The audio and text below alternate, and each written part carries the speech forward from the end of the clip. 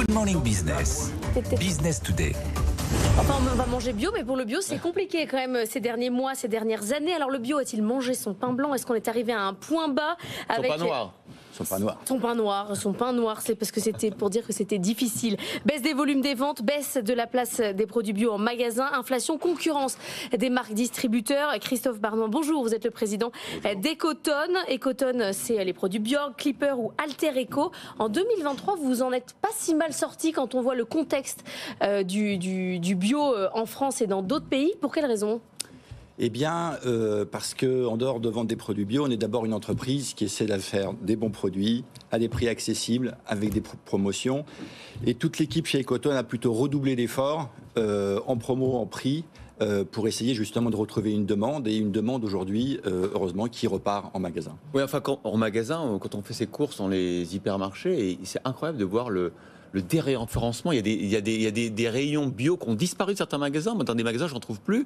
Et les rayons bio, quand ils sont encore là, ils ont été beaucoup réduits. Vous êtes quand même largement distribué en grande surface. Ça doit vous impacter quand même, non ? Alors, ça nous a impacté, ça a moins impacté. Ce qui s'est passé, c'est que le bio a été poussé très très fortement ces 10 dernières années par les grands distributeurs et par les magasins. Il s'est monté beaucoup de magasins bio et un peu plus vite que la demande accélérait. Et donc en fait, ce qui s'est passé ces derniers 18 mois, c'est un ajustement entre l'offre et la demande. Donc les rayons ont rétréci, n'ont pas disparu des magasins. Certains magasins, ils ont disparu. J'espère que vous trouverez toujours des produits Bjorg. Et en tout cas, aujourd'hui, on arrive à un point d'ajustement entre l'offre et la demande. D'accord. Et c'est pour ça qu'on voit en fait que la demande repart un petit peu depuis plusieurs semestres. Alors, qu'est-ce qui fait repartir la demande ? Il y a eu les débats sur l'agriculture dernièrement. Il y a eu un électrochoc chez le consommateur ? En fait, je pense que ce qui se passe aujourd'hui, c'est que de toute façon, le bio répond à une demande fondamentale des consommateurs pour une alimentation sans pesticides de synthèse. Et vous avez raison, le débat actuel avec l'agriculture, peut-être qu'il remet l'église au milieu du village et il explique qu'il y a une agriculture conventionnelle qui malheureusement ne peut pas s'enlever autant de pesticides de synthèse qu'elle souhaiterait. Et puis de l'autre côté, face à la demande des consommateurs, il y a des marques, dont les nôtres, dont Bjorg, dont Clipper, dont Alter Eco, qui vous proposent des produits sans pesticides de synthèse. Au fond, ça a resserré le marché autour des grands leaders, c'est ça, du marché bio ? Je pense que ça a clarifié le débat. Ah ouais. Mais il y avait trop de marques, en fait, c'est ça que c'est... C'est difficile, non, il n'y a jamais trop de marques. Le marché, il s'est animé par l'offre, mais l'offre, elle est objectivement...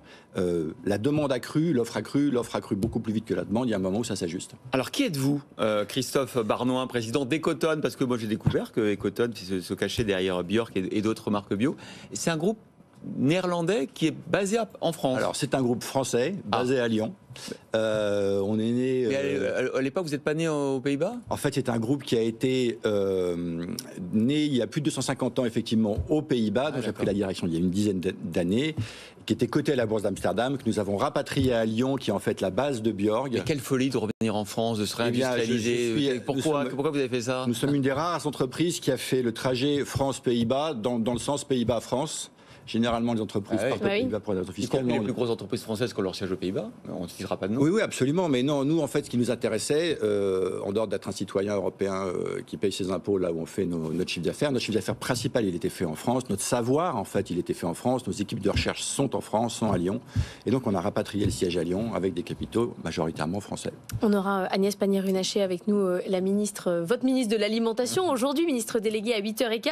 Les négociations commerciales aujourd'hui, ça s'est passé comment ? Vous avez réussi à renégocier une bonne place dans les supermarchés ? Sur les prix, vous avez réussi à passer des hausses ?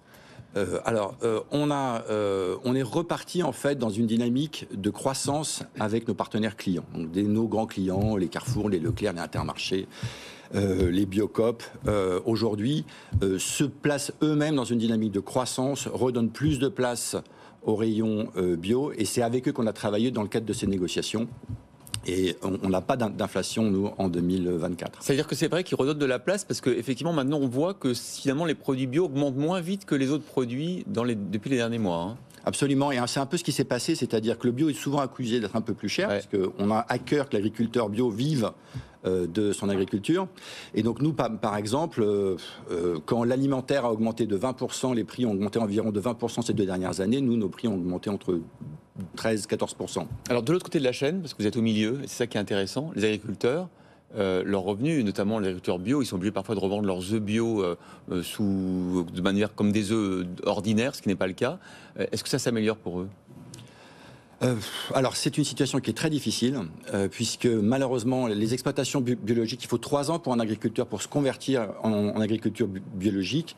Le ralentissement de l'allemande a eu lieu brusquement et eux ils ont un contre-coup, donc il y a toujours ce décalage et c'est pour ça aujourd'hui qu'il serait juste et intéressant, comme vous verrez Madame Pannier-Runacher, de lui dire la chose suivante. Aujourd'hui il y a 10% des surfaces agricoles en France qui sont bio.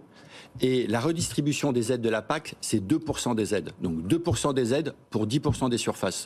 Notre demande dans l'écosystème bio, c'est de dire, si on veut vraiment soutenir l'agriculteur, peut-être qu'on pourrait avoir 10% des aides de la PAC pour 10% des surfaces. Eh bien, vous savez quoi? On va lui passer votre question. Eh bien oui, on va lui poser la question. Merci à vous.